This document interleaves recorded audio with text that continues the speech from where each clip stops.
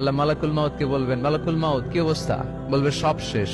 মাইয়াব্বা, কে বাকি? মালাকুল মাউত বলবে জিনেরা বাকি, যাদেরকে দেখা যায় না। আল্লাহ বলবেন জিনদেরকেও শেষ করে ফেলো, রুহু কবজ করো। মালাকুল মাউত আজরাইল জিনদের রুহু কবজ করবে। আল্লাহ এবার জিজ্ঞেস করবে, ইয়া মালাকাল মাউত আখবিরনি মাইয়াব্বা, এবার বলো আর কে বাকি? মালাকুল মাউত বলবে, আল্লাহ মানুষগুলো সব শেষ, জিনগুলাও শেষ, এবার বাকি ইবলিস শয়তান। কে বাকি?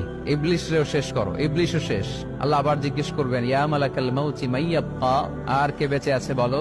মালাকুল মাউত বলবে, আল্লাহ আপনার কথা অনুযায়ী পৃথিবীর সব মানুষের রুহু কবজ করলাম, সব জিনদের রুহু কবজ করলাম, ইবলিসের রুহু কবজ করলাম, এখন আছে শুধু ফেরেশতা। আছে কারা? যাও ফেরেশতাদের রুহু কবজ করো। ফেরেশতাদের রুহু কবজ হয়ে যাবে। এবার আল্লাহ জিজ্ঞেস করবেন, ইয়া মালাকাল মাউত আখবিরনি মাইয়াব্বা।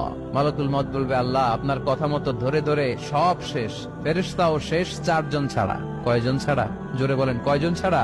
ইসরাফিল, জিব্রাইল, মিকাইল, আজরাইল। আল্লাহ এই 4 জন আমরা বাকি। আল্লাহ বলবে, যাও ইযহাব ইনতালিক ইলা জিবরিল ওয়াকবাদ রূহা, জিব্রাইলের রুহু কবজ করো। ইযহাব ইলা ইসরাফিল ওয়াকবাদ রূহা, ইসরাফিলের রুহু কবজ করো। ইযহাব ইলা মিকাইল ওয়াকবাদ রূহা, রুহু কবজ করো। ওই 3 ফেরেশতাও শেষ। এবার আল্লাহ তাআলা জিজ্ঞেস করবেন, ইয়া মালাকাল মাউত আখবিরনি মাইয়াব্বা, হে মালাকুল মাউত আর কে বাকি আছে বলো?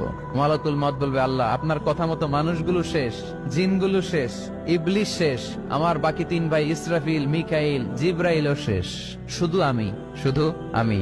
আল্লাহ বলবেন, কেউ নাই? মালাকুল মাউত বলবে, না আল্লাহ কেউ নাই। এবার আল্লাহ তাআলা বলবেন, মালাকুল মাউত তুমি তো সবাই রে মারছো, এবার তুমি মরো, এবার তুমি মরো, তুমি মরো। শোনার সাথে সাথে মালাকুল মাউতের কাঁপুনি ছুটে যাবে, খিঁচুনি এসে যাবে ভয়ে। আল্লাহ বলবেন, কাঁপুনি দিয়ে তো লাভ নাই, কারণ কুল্লু নাফসিন যায়িকাতুল।